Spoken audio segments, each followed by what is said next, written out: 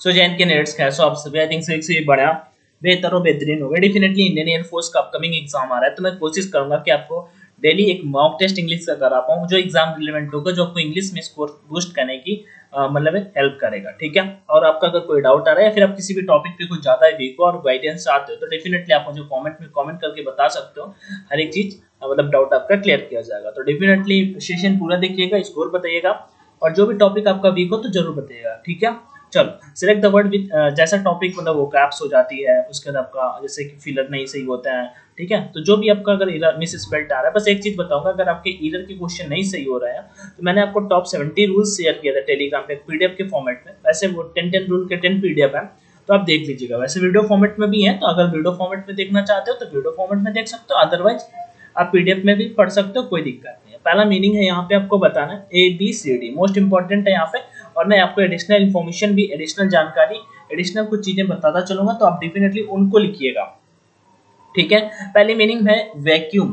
Okay, vacuum VACCUM गलत है, ये गलत है, ये भी गलत है, ऑप्शन ए बिल्कुल राइट है। ओके, वैक धन कम, वैकेंसी आपने सुना है। ठीक है, वैकेंसी आपने सुना है, तो मतलब चाहते हो कि आपकी वैकेंसी है ना जो है डबल टाइम आए, वैकेंसी है कितने बार आए, डबल टाइम आए, तो ऐसे आप करके आप थोड़ा सा चीजों को रिलेट करोगे ना तो आप याद कर पाओगे। वैक्यूम मतलब होता है शून्य स्थान, लाइक होता है निर्वात। ओके, निर्वात जिसे आप बोलते हो, तो vacuum VACCUM right. Next meaning which word is correctly spelled, आपके पेपर में केवल एक आएगा, लेकिन आपकी जानकारी के लिए मैंने वो चीजें यहाँ पे ज्यादा ऐड करी हैं जो आपके एग्जाम में आपकी हेल्प करें, मतलब कि जो मोस्टली गलत हो जाते हैं। क्योंकि यहाँ पे अब जैसे कैलेंडर हो गया, यहाँ पे DER और DAR में कंफ्यूज हो जाओगे। ठीक है, कैलेंडर हो गया, प्रिविलेज हो गया, PRIVILEG। ठीक, ऐसे चलो आगे। कुछ मीनिंग कल मैंने शेयर की थी टेलीग्राम पे, आप जरूर देख लीजिएगा। Which word is correctly spelled, इनमें से कौन सा सही है ये हमसे पूछा है। ठीक है, तो ड्यूअली आपने सुना होगा, एक वर्ड होता है, इसका मतलब होता है इन अ सिस्टमेटिक वे। तो स्पेलिंग से बिल्कुल सिंपल होते हैं, ये गलत है, ये भी गलत है, ये भी गलत है, ऑप्शन बी बिल्कुल राइट हो जाएगा। करेक्टली स्पेल्ड बताना है आपको। ठीक है, आपके पेपर में दो तरह से इधर से क्वेश्चन आ सकता है। ठीक है, कौन कौन से दो तरह होगी, एक तो आपका 4 मीनिंग दी जाएंगी। ठीक है, 4 मीनिंग दी जाएंगी, जैसे एक मीनिंग दे दी आपको ऑकर, OCCUR, एक आपका दे दी प्रिफर, एक आपको दे दी प्रिफर, एक और दे दी कोल्ड, एक दे दी हॉट, ऐसे करके 4 मीनिंग। इनमें से पूछेगा गलत कौन सा, तुरंत लगा दोगे। दूसरा एक ही टाइप की 4 मीनिंग दी जाएंगी, जैसे आप अपने ये वाला क्वेश्चन किया, ये वाला क्वेश्चन किया। ठीक है, अब तो दो तरह से मोस्टली इसी के ज्यादा चांसेस आपके एग्जाम में होंगे, तो इसका बी नंबर राइट हो जाएगा, ड्यूली। आगे बढ़ते हैं नेक्स्ट क्वेश्चन की ओर, क्वेश्चन नंबर 30। ओके, चल आप थोड़ा सा मैनेज कर लीजिएगा, मैं टाइप करने के लिए अपने पास ज्यादा टाइम नहीं होता, बट मैंने कहा चलो आप सभी के लिए करा देते हैं। He said to them all comma inverted comma goodbye my friends. देखो डेफिनेटली आप सभी ने डायरेक्ट इनडायरेक्ट एक्टिव पैसिव के रूल पढ़े होंगे, और ये ऐसे क्वेश्चन है जो आपको मतलब पेपर में आपको स्कोर बढ़ा देंगे, मतलब पक्के मार्क्स दिलाते हैं आपको। ठीक है, कौन सा, जैसे कि एक PQRS आपका बिल्कुल पक्का नंबर देता है, उसके बाद आपका PQRS यहाँ पे लिख देता हूँ, उसके बाद आपका एक डायरेक्ट इनडायरेक्ट, दूसरा आपका एक्टिव पैसिव, तीसरा आपका पैसेज। 4 क्वेश्चन, 4 5 6 7। ठीक है, 7 से 8 क्वेश्चन बिल्कुल ऐसे हैं कि पक्के नंबर मिलते हैं आपके पेपर में। ठीक है, और वो कैप्स अगर आ जाती है तो आप 14-15 कर लेते हो, फिलर अगर कर लेते हो, थोड़ा सा ग्रामर रूल्स वगैरह पढ़े, 2 से 3 क्वेश्चन वो भी बना लोगे। चलो, he said to them all commemorated comma goodbye my friends। तो क्या करना था अपने को, ठीक है 4 नंबर पे हमें बताना है यहाँ पे क्या होगा। तो सिंपल सा है यहाँ पे, देखो जब आपका क्या है, आपने इंपरेटिव पढ़ा होगा, ठीक है, ऑब्जेक्टिव पढ़ा होगा, उनके टाइप पढ़े हैं ना, तो उन्हीं में से एक आ जाता है। ठीक है, डायरेक्ट इनडायरेक्ट के टाइप, सेंटेंस के type. he said to them all goodbye my friends, simple सा यहाँ पे सेंटेंस होता है, इसमें कुछ भी नहीं करना होता। जब आपका गुड बाय से शुरू है ना, ठीक है, कॉमेडिएट का तो आप बेड में कन्वर्ट करते हो सेट को। ठीक है, BADE। तो देख लेते हैं किस सेंटेंस में बेड है। तो देखो यहाँ पे सेट को तो सेट में ही रखा है, तो इस वजह से गलत हो जाएगा। अगला टोल्ड लगा रखा है, ये भी गलत हो जाएगा। सजेस्टेड यहाँ पे कुछ ऐसा है नहीं, इंपरेटिव वाला सेंस तो है नहीं। ठीक, तो ये सारे के सारे गलत हो गए, ऑप्शन ए बिल्कुल राइट हो गया, और हमें कुछ आगे करना भी नहीं पड़ा। ठीक है, he bade good bye to all his friends, खत्म, इजी था। चलो नेक्स्ट बढ़ते हैं, 5 number, gift of the gab. Gift of the gab एक इजी इडियम है, मतलब बहुत बार आपने सुना होगा। गिफ्ट ऑफ द गैब एक इजी इडियम है, अगर आपको पता है तो एक छोटा सा मैं आपसे पूछता हूँ, इडियम बताइएगा। ठीक है, इजी वॉक, WALK, और एक होता है कच पोटैटो, CU कच, COU कच नहीं, ये रहने देते हैं। ये रहने देते हैं। कच पोटैटो समथिंग करके एक था, ठीक है, कच पोटैटो, चलो ये मत बताओ, ये बता देना। अ लाफिंग स्टॉक, अभी हाल ही पे सीडीएस के एग्जाम पे आया था, ठीक है। लाफिंग स्टॉक, अगर किसी को पता है तो बताइएगा, कुछ भी पता है जरूर बताइएगा, ठीक है। इजी वॉक और लाफिंग स्टॉक, दो। तो गिफ्ट ऑफ द गैप क्या होता है? गिफ्ट ऑफ द गैप बोलते नहीं है, gift of the gap 5 number, ठीक है। तो एक टैलेंट फॉर स्पीकिंग, इसे बोलते हैं टैलेंट फॉर स्पीकिंग, ठीक है। मान लो गिफ्ट मिला है हमें, ठीक है, गैप लाइक गॉड से मिला है, तो वो अब सब लोग भाई ऐसे मतलब आप सभी देखते हो कि जैसे कि भाषण होता है, ठीक है, भाषण जो होता है, एजेंडा जिसे आप बोल सकते हो, एजेंडा, एजेंडा कभी आपको उसमें देखने को मिल जाएगा, जब आप OWS पढ़ोगे ना, उसमें agenda. Gift of the gap, किसी किसी को गिफ्ट मिला ही होता है कि वो अच्छा मतलब बोल सकता है, इंग्लिश अच्छे से कन्वर्सेशन कर सकता है, पहले से ही उसे वो चीजें समझ में आती हैं। आपको लगता होगा कभी भी यार मेरा दोस्त होशियार है, वो उससे ज्यादा जल्दी चीजें समझ में आ जाती है, मुझे देर से समझ में आ जाती हैं, तो उसी को बोलते हैं gift of the gap. Talent for speaking, able to speak confidently, D number बिल्कुल राइट हो जाएगा, ठीक है।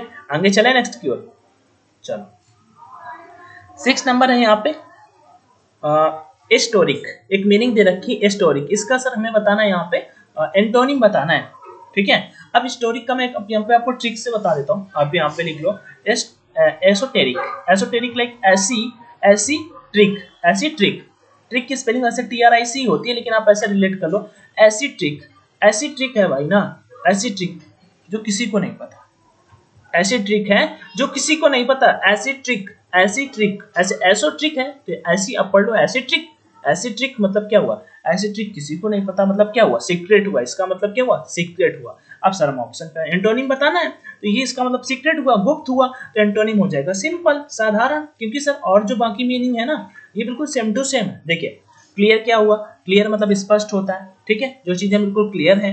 आगे ट्रांसपेरेंट, इसका आप सभी से अपोजिट पूछा जाता है, क्या पूछा जाता है, अपोजिट पूछा जाता है, तो आप क्या करोगे, OPQ, OPAQUE, OPAQUE, OPQ, ठीक है। ट्रांसपेरेंट मतलब स्पष्ट होता है, या विजिबल जो चीजें होती है उसे हम बोल सकते हैं ट्रांसपेरेंट। इसका ये मान लो तीनों कहीं ना कहीं साइनोनिम है, ये वाले तीनों के तीनों। अपेरेंट का मतलब भी स्पष्ट ही होता है, ठीक है, जो भी दिक्कत है ना आपको अपने पेरेंट से बिल्कुल स्पष्ट बताओ, अपेरेंट मतलब स्पष्ट होता है, इसे बोल सकते हो क्लियर, ऑब्वियस, ठीक है, प्रिसाइज, इसके साइनोनिम होते हैं। ट्रांसपेरेंट भी स्पष्ट होता है, ओपेक्यू इसका अपोजिट होता है। नेक्स्ट बढ़ते हैं 7 नंबर की ओर, समझ में आ गया, एसोटेरिक, एसिट्रिक, भाई एसिट्रिक किसी को नहीं पता, नहीं एसिट्रिक मतलब कि सीक्रेट। आगे ओमनीपोटेंट, आपने पढ़ा होगा, ओमनीपोटेंट है, ओमनी प्रेजेंट है। ओमनी प्रेजेंट क्या होता है, वन हु प्रेजेंट एवरीवेयर, ठीक है, एनी टाइम वो ओमनी प्रेजेंट हो जाता है, ओमनीपोटेंट। और एक होता है ओमनीवरस, ओमनी मतलब क्या होता है, एक वही होता है रूट वर्ड, ओमनी मतलब होता है सब जगह मान लो, ठीक है, और वरस मतलब खाने वाला, ओमनीवरस खाने वाला, ओमनीवरस, ठीक है, one who Yeats plants and trees होता है ओमनीवरस।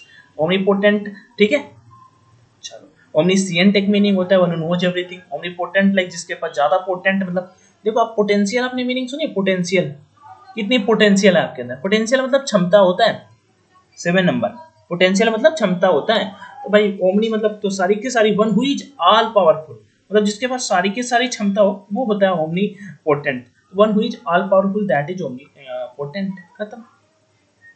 इंटेलिजेंट आप सभी जानते हो, वाइज हो गया,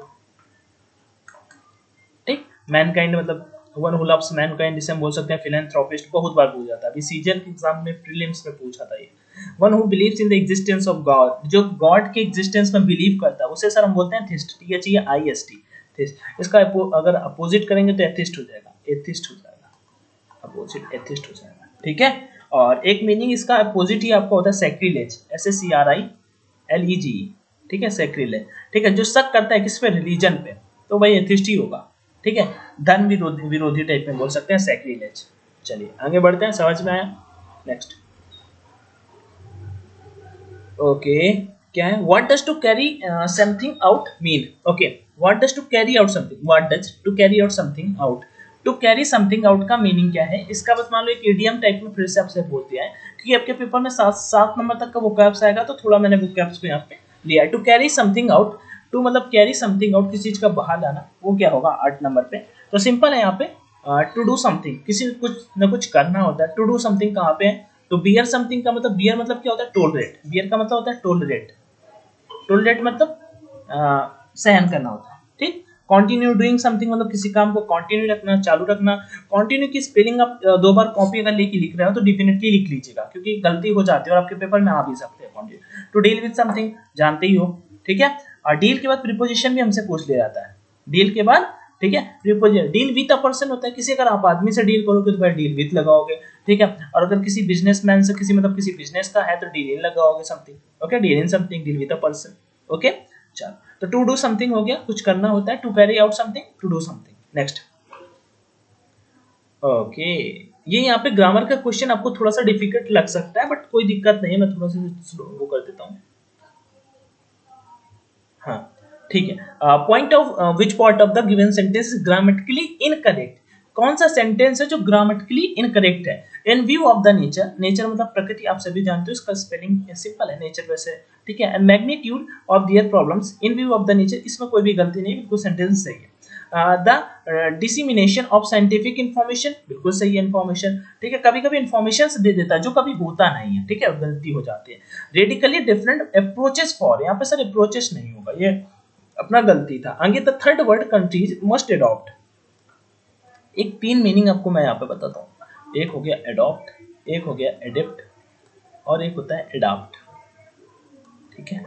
देखो, अडॉप्ट मतलब होता है गोद लेना, अडॉप्ट मतलब गोद लेना, गोद लेना मतलब अभी कल मैं न्यूज़पेपर मॉर्निंग में पढ़ रहा था, वहाँ पे ये मीनिंग दिया होता है। अडॉप्ट मतलब पहले भी पढ़ा है, बट ये कल उसी न्यूज़पेपर में था कि एमपी में कहीं खेत पे 2 दिन पहले एक बच्चा मिला है, ठीक है। वहाँ के डीएम ने मतलब इश्तिहार दिया है कि 30 दिनों के भीतर बता दो, अदरवाइज इसे वहाँ पे मतलब जो होता है अनाथालय टाइप पे वहाँ पे भेज दिया जाएगा, अभी मतलब उनके केयर पे है, हॉस्पिटल पे समथिंग। तो वो एडॉप्ट था, गोद लेना, अपनाना जिसे बोलते हो। एडेप्ट मतलब होता है, इसके साइनोनिम हो जाते हैं स्किल, स्किलफुल आप बोल सकते हैं। एक मीनिंग डेक्स्ट्रस होता है, डेक्स्ट्रस होता है, ठीक है।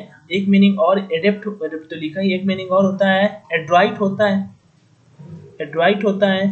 वाइज भी बोल सकते हो। एडेप्ट का मतलब होता है चतुर, निपुण, वो होता है सारे। डेक्स्ट्रस मतलब दक्ष। एडॉप्ट, एडेप्ट मतलब क्या होता है, ढालना। अब मान लो आप अपने को सिचुएशन के अकॉर्डिंग, अब हमेशा आप याद करते रहोगे भारत के पहले प्रधानमंत्री, भारत के पहले प्रधानमंत्री, भारत के पहले प्रधानमंत्री।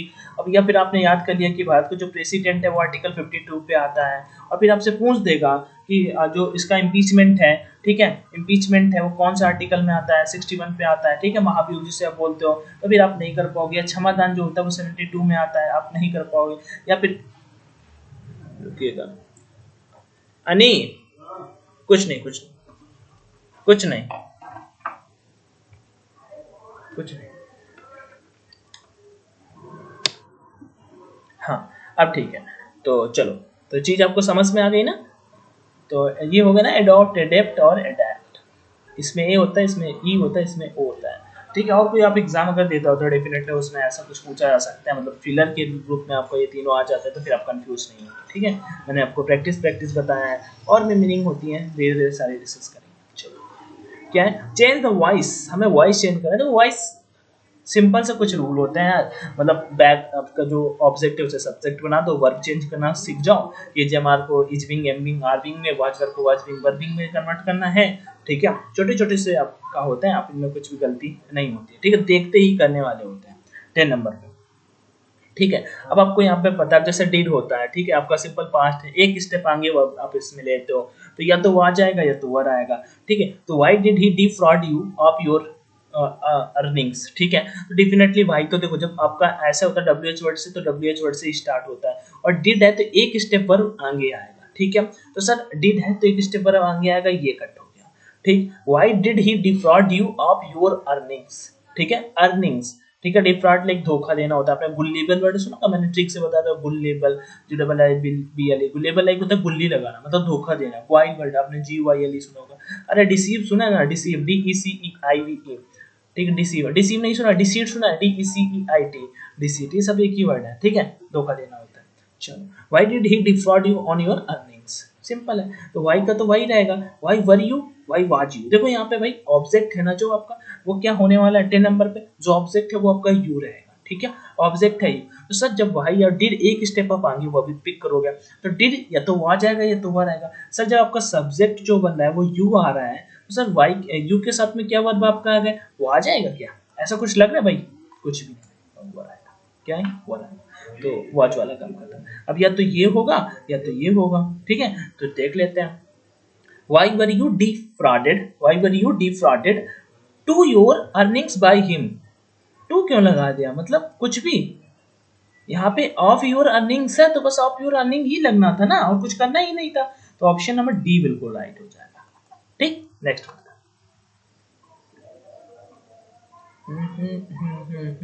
प्रीपोजिशन, चल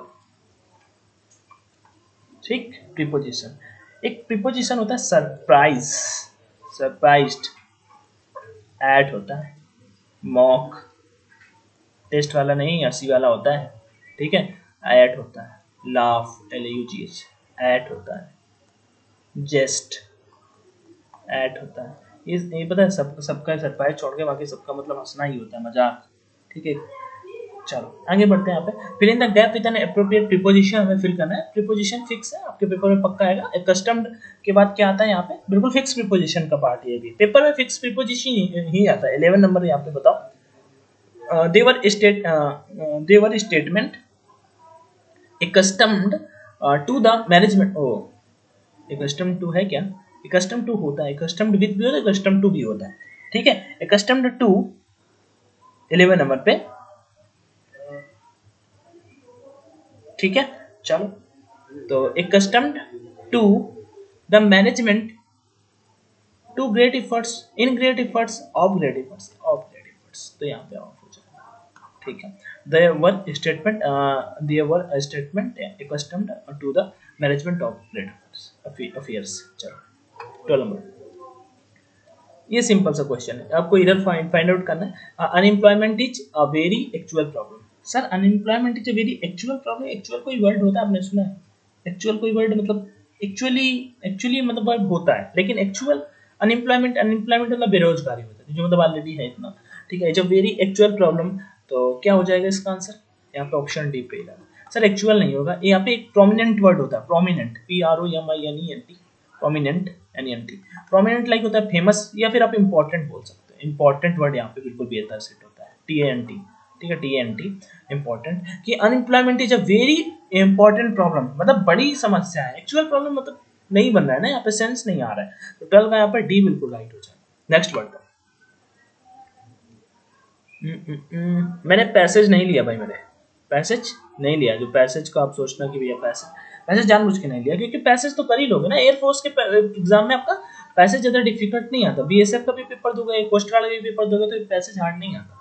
out of the given option choose the which is the correct passive voice. Passive voice चुनना है, सिंपल सा, पक्का है, फिक्स नंबर है पेपर में। तो रोजेस स्मेल स्वीट 50 नंबर, बताओ भाई। सिंपल प्रेजेंट टेंस है, अभी आपका सिंपल प्रेजेंट टेंस है, मैंने आपको क्या बताया, जस्ट एक स्टेप आपको आगे वर्ब पिक करनी है। तो देखो यहाँ पे अब प्रेजेंट टेंस है, अब यहाँ पे भाई यस या यस लगता है, अब यहाँ पे अब ये प्लूरल है, इस वजह से प्लूरल पे यहाँ पे लगा रखिए। तो वर्ब आपका इज आएगा, या तो एम आएगा, या तो आर आएगा। अब एक बात आपकी जानकारी के लिए बता दो, एज तो आपका सिंगुलर के लिए आता है, एम आपका मतलब आई के साथ में आता है, आर आपका प्लूरल के लिए आता है, ठीक है। रोजेस स्मेल स्वीट, ठीक है, रोजेस आपका प्लूरल ही रहेगा, ठीक है। अब ये वैसे ये कनेक्ट करना होता है, ये वाले सेंटेंसेस को आप वैसे आपने प्रोनाउन टॉपिक पढ़ा होगा अच्छे से, तो वो वहां से मतलब बनता है।